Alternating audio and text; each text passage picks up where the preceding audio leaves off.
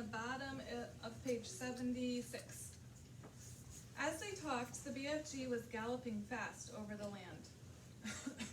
Sophie was standing right up in his waistcoat pocket now and holding onto the edge with both hands.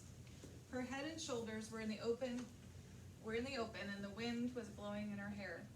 How else do they catch people? She asked. All of them is having their own special ways of catching the human being, the BFG said.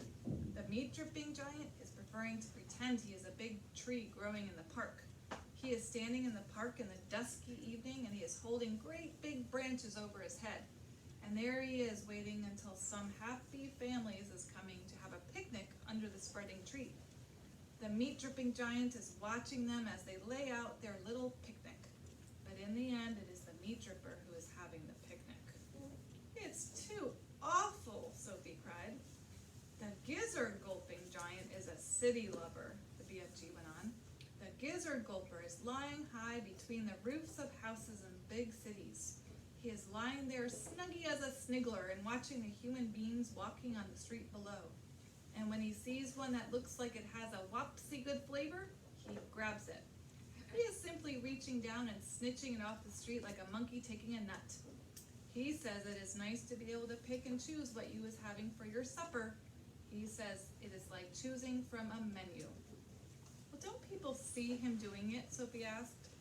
Never is they seeing him. Do not forget it is dusky dark at this time. Also, the gizzard gulper has a very fast arm. His arm is going up and down quicker than Squinker's.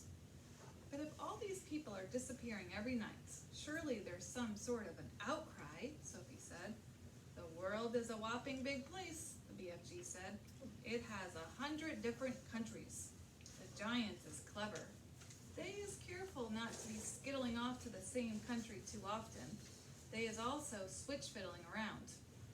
Even so, do not forget, the BFG said, that human beings is a disappearing everywhere all the time, even without the giants is guzzling them up. Human beings is killing each other much quicker than the giants is doing it. But they don't eat each other, Sophie said. Giants isn't eating each other either, the BFG said. Nor is giants killing each other. Giants is not very lovely, but they is not killing each other. Nor is crocodile-dillies killing other crocodile-dillies. Nor is pussycats killing pussycats. They kill mice, Sophie said. Ah, but they is not killing their own kind, the BFG said. Human beings is the only animals that is killing their own kind. Don't poisonous snakes kill each other? Sophie asked. She was searching desperately for another creature that behaved as badly as the human. Even poisonous snakes is never killing each other, the BFG said. Nor is the most fearsome creature like tigers and rhinoceroses. None of them is ever killing their own kind. Has you ever thought about that? Sophie kept silent. I is not understanding human beings at all, the BFG said. You is a human being, and you is saying it is grizzling and horrigist for giants to be eating human beings, right or left? Right, Sophie said. But human beings is squishing each other all the time, the BFG said. They is shooting guns and going up in aeroplanes to drop their bombs on each other's heads every week. Human beings is always killing other human beings. He was right. Of course he was right, and Sophie knew it. She was beginning to wonder whether humans were actually any better than giants. Even so, she said, defending her own race, I think it's rotten that those foul giants should go off every night to eat humans. Humans has never done them any harm. That is what the little piggy wig is saying every day, the BFG answered. He is saying, I has never done any harm to the human being, so why should he be eating me? Oh dear, Sophie said. The human beings is making rules to suit themselves, said the BFG. But the rules they is making do not suit the little piggly wigglies. Am I right or left? Right, Sophie said. Giants is also making rules. Their rules is not suiting the human beings. Everybody is making his own rules to suit himself. But you don't like it that those beastly giants are eating humans every night, do you? Sophie asked. I do not, the BFG answered firmly. One right is not making two lefts. Is you quite cozy down there in my pocket? I'm fine, Sophie said. Then suddenly, once again, the BFG went into that magical top gear of his. He began hurtling forward with phenomenal leaps. His speed was unbelievable. The landscape became blurred, and again Sophie had to duck down out of the whistling gale to save her head from being blown off her shoulders. She crouched in the pocket and listened to the wind screaming past. It came knifing in through the tiny peephole in the pocket and whooshed around her like a hurricane. But this time the BFG didn't stay in top gear. It seemed as though he had some barrier to cross, a vast mountain perhaps, or an ocean, or a great desert. But having crossed it, he once again slowed down to his normal gallop, and Sophie was able to pop her head up and look out once more at the view. She noticed immediately that they were now in an altogether paler country. The sun had disappeared above a film of vapor. The air was becoming cooler every minute. The land was flat and treeless, and there seemed to be no color in it at all. Every minute the mist became thicker, the air became colder still, and everything became paler and paler, until soon there was nothing but gray and white all around them. They were in a country of swirling mists and ghostly vapors. There was some sort of grass underfoot, but it was not green. It was ash gray. There was no sign of a living creature, and no sound at all except for the soft thud of the BFG's footsteps as he hurtled on through the fog. Suddenly he stopped. "We is here at last," he announced. He bent down and lifted Sophie from his pocket and put her on the ground. She was still in her nightie and her feet were bare. She shivered and stared around her at the swirling mists and ghostly vapors. "Where are we?" she asked. "We is in Dream Country," the BFG said. "This is where all dreams is beginning." Next chapter is called Dream Catching. The big friendly giant put the suitcase on the ground. He bent down low so that his enormous face was close to Sophie's. "From now on, he is keeping as still as winky little miceies," he whispered. Sophie nodded. The misty vapor swirled around her. It made her cheeks damp and left dewdrops in her hair. The BFG opened the suitcase and took out several empty glass jars.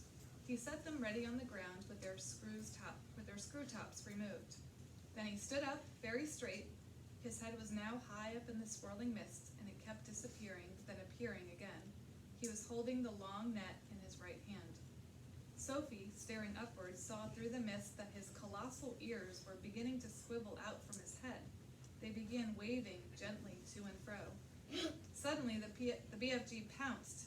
He leaped high in the air and swung the net through the mist with a great swishing sweep of his arm. "Got him!" he cried. A jar, quick, quick, quick, quick!" Sophie picked up a jar and held it up to him. He grabbed hold of it. He lowered the net. Very carefully, he tipped something absolutely invisible from the net into the jar. He dropped the net and swiftly clapped one hand over the jar. "The top," he whispered. "The jar top, quick!" Sophie picked up the screw top and handed it to him. He screwed it on tight, and the jar was closed. The BFG was very excited. He held the jar close to one ear and listened intently. "It's a wink swiffler," he whispered with a thrill in his voice. It's even better. It's a fizz wizard. It's a golden fizz wizard." Sophie stared at him. Oh my," he said, holding the jar in front of him. "This will be giving some little toddler a very happy night when I is blowing it in." "Is it really a good one?" Sophie asked. "A good one?" he cried. "It's a golden fizz wizard. It is not often I is getting one of these." He handed the jar to Sophie and said, "Please be still as a starfish now. I is thinking there may be a whole swarm of fizz wizards up here today. And do kindly stop breathing. You is terribly noisy down there." "I haven't moved a muscle," Sophie said. "Then don't," the BFG answered sharply. Once again he stood up tall in the mist, holding his net at the ready. Then came the long silence, the waiting, the listening, and at last, with surprising suddenness, came the leap and the swish of the net. "Another jar!" he cried. "Quick, quick, quick!" When a second dream was safely in the jar, and the top was screwed down, the BFG held it to his ear. "Oh no," he cried. "Oh, mince my maggots. Oh, swipe my swoggles. What's the matter? Sophie asked. It's a Trogglehumper, he shouted. His voice was filled with fury and anguish.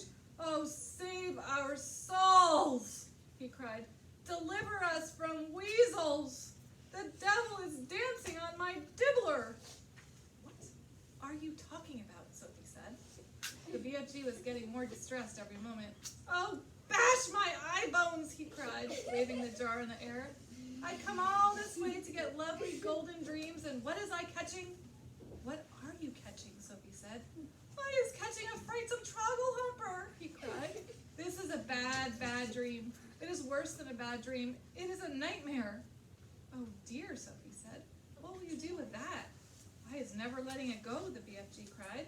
If I do, then some poor little toddler will be having the most curd-bloodling time. This one is a real kicksy bog thumper. I is exploding it as soon as I get home. Nightmares are horrible, Sophie said. I had one once, and I woke up sweating all over. With this one, you would be waking up screaming all over, the BFG said. This one would make your teeth stand on end. If this one got into you, your blood would be freezing to icicles and your skin would go creeping across the floor. Is it that bad? It's worse, cried the BFG. This is a real Wopsy Grob Switcher. You said it was a Trogglehumper, Sophie told him. It is a Trogglehumper, cried the exasperated BFG. But it is also a Bog Thumper and a Grob Switcher. It is all three riddled into one. Oh, I is so glad I is clutching it tight. Ah, you wicked beastie, you, he cried, holding up the jar and staring into it. Never more is you going to be bunk-doodling the poor little human beanie toddlers. Sophie, who was also staring into the glass jar, cried out, I can see it. There's something in there. Of course there is something in there, the BFG said. He was looking at a frightsome Trogglehumper. But you told me dreams were invisible. They is always invisible until they is captured, the BFG told her. After that, they is losing a little of their invisibility. We is seeing this one very clearly. Inside the jar, Sophie could see the faint scarlet outline of something that looked like a mixture between a blob of gas and a bubble of jelly. It was moving violently, thrashing against the sides of the jar and forever changing shape. It's wiggling all over the place, Sophie cried. It's fighting to get out. It'll bash itself to bits. The nastier the dream, the angrier it is getting when it is in prison, the BFG said. It is the same as with wild animals. If an animal is very fierce and you is putting in a cage, it will make a tremendous rumble-dumpus. If it is a nice animal like a cockatoodle-doo or a foggle-frump, it will sit quietly. Dreams is exactly the same. This one is a nasty, fierce, bog-rotting nightmare. Just look at him splashing himself against the glass. It is quite frightening, Sophie cried. I would be hating to get this one inside me on a darksome night, the BFG said. So would I, Sophie said. The BFG started putting the bottles back into the suitcase. Is that all? Sophie asked. Are we going? I is so upset by this troggle-humping, bog-thumping gob-switcher, BFG said, that I is not wishing to go on. Dream catching is finished for today. Soon Sophie was back in the waistcoat pocket, and the BFG was racing home as fast as he could. When at last they emerged out of the mist and came again onto the hot yellow wasteland, all the other giants were sprawled out on the ground, fast asleep. All right, Emma, can you